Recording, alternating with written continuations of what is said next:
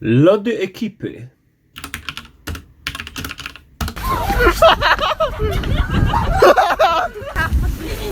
Więcej bierz. Ja mam pierwsza byłam.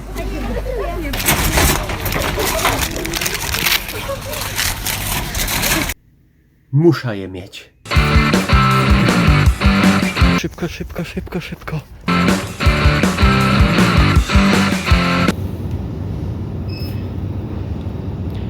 Gówno.